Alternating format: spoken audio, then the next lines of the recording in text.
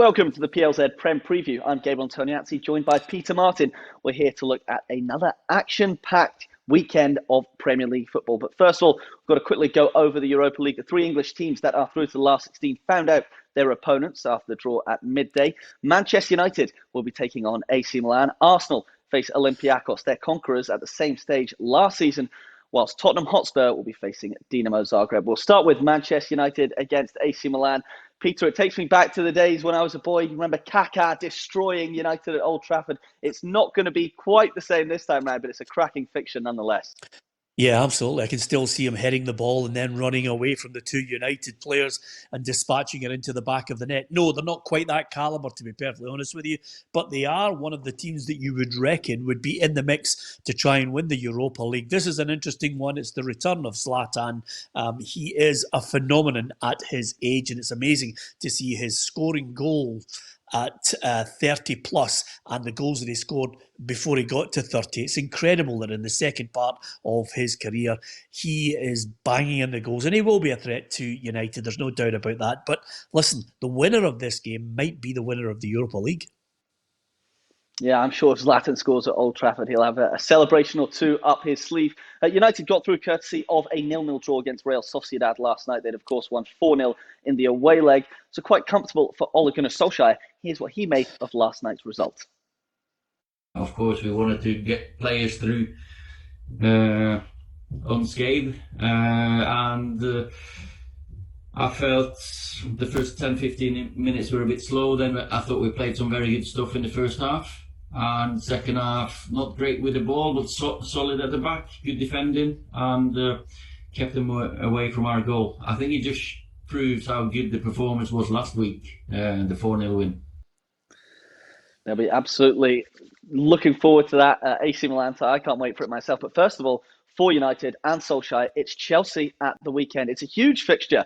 Both teams unbeaten in 8. Chelsea coming off the back of an impressive performance in the Champions League on Tuesday night. We'll get onto that in a second. But just talking about the game itself, it was 0-0 last time. Do you see it going the same again? Would they settle for a draw?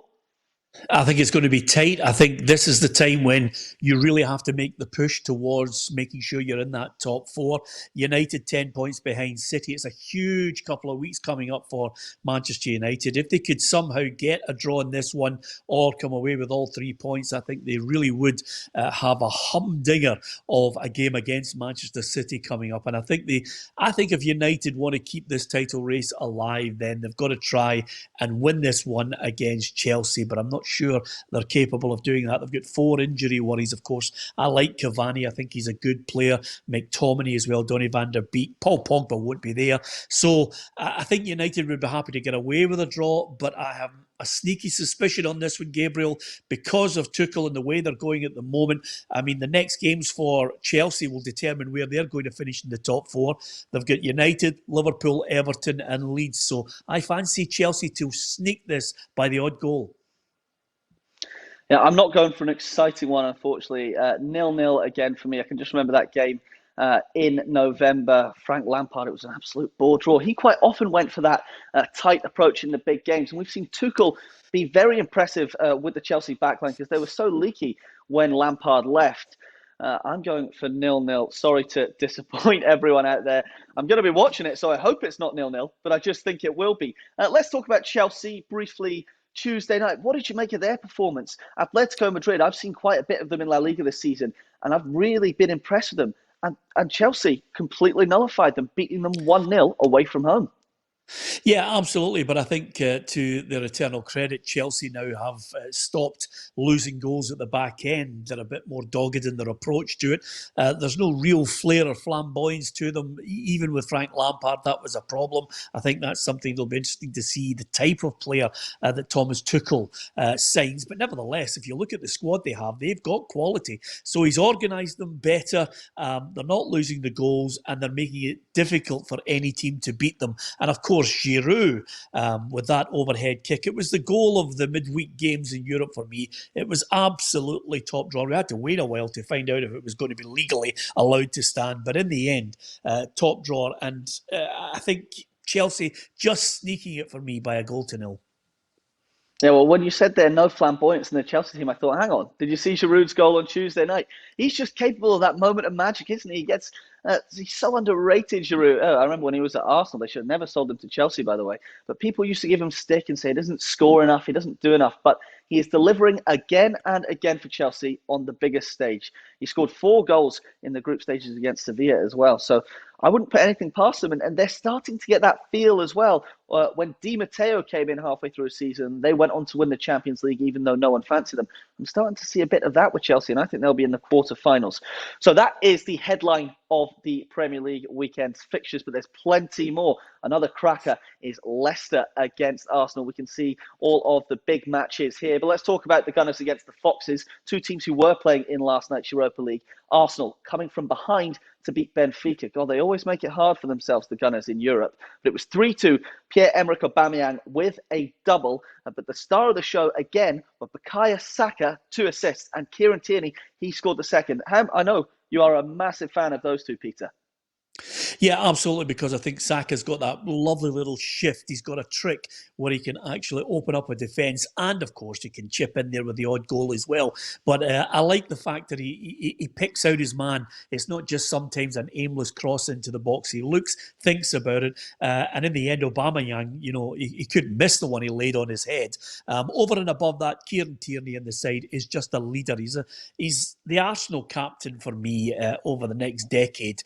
He's that good. When he's in the side, he creates things. He scored the goal last night. It was a peach of a goal to knock out Benfica. But over and above that, he's got the overall drive. I think they should be building the team around him as the leader and look for the quality in the summer transfer market. But in this situation against the Leicester side, who are third, Arsenal are 11th, I don't think Arsenal are going to get the result. I think Leicester, despite the fact they were so poor last night against Slavia Prague, I think Leicester domestically at home will take Arsenal, because we're getting towards what I call the business end of the season, and Leicester will be determined not to slip out of that top 4. And any slip up now, when you're coming up against big teams, can cost you dearly if you hope to be in the Champions League next season. So I think Leicester are going to win this one 2-1. Well, I'm going to disagree with you there. Just before we get on to the game itself, we can hear from Mikel Arteta. He's not hiding anything. He thinks that his team need to win the Europa League if they want to be in the Champions League next season. It's something he's desperate to do. Well, I think it was really important for all of us, because obviously it's a competition that opened a few doors for us in terms of having the possibility to win a trophy and qualify for Champions League. And obviously this is all the time in our minds, because we know our league position at the moment that has to improve dramatically. So obviously that competition gives us an extra chance and hope to achieve something this season. On paper, it's 3rd versus 11th. They won 1-0 at the Emirates back in 2020, the Foxes, through Jamie Vardy, who always scores against Arsenal. So put him down. But I think the Gunners will just edge this one 2-1. Going on to the Foxes, though, they were knocked out of Europe last night. They'll be really, really disappointed with that. And for me, I just don't know why they think they're almost better than Europa League. I turned the game on. They weren't even trying when they were 1-0 down, Peter. For me, it's frankly ridiculous that Leicester City are not trying to win the Europa League. Well, I think I might take exception with you on the fact that they weren't trying. I think the overall aspect of their performance was very, very poor. Brendan Rodgers, yet again at this stage in European competition, found out, can't get the clinical finish that he's looking for in that final third. I thought they were shot shy. I thought they were poor in their build-up. There was no real speed that you associate with Leicester City when they get that ball and go on a quick counter. I thought Slavia Prague had the making of them technically as well. They'd some really special players on their side. And I think at the end of the day, Slavia Prague got their just rewards. Leicester, for me, a shadow of the side that we're seeing ripping it up in the Premier League this season. But I think it'll be a different case against Arsenal. Arsenal, if they have hopes of winning the Europa League, believe me, I wouldn't be putting a tenner on it. Arsenal won't win the Europa League. Leicester won't win the Premier League. But I think they've got a real shout to try and make it into the top 4. But in this game, I'm going to take Leicester to edge it. I know you're a big Gunners fan and you think that Arsenal will win this match. We will see by the time you are licking your lips and wiping your eyes on Monday and the look back over the weekend. Hey, well, listen, when Leicester played Liverpool a few weeks ago, I said that Brendan Rodgers' men would do them at Anfield, and they did. Rightly so, they did. Come on, let's move on, though. We've got to get on to Tottenham Hotspur, the third team through in the Europa League. They'll be facing Dinamo Zagreb after they beat Wolfsburg 4-0 on Wednesday night. Dele Alli, the star of the show, and Jose Mourinho is delighted to have him back amongst the goals and injury-free. In relation to Dele is a bit of this. When you have players performing like he did, it's easier for the team to play well.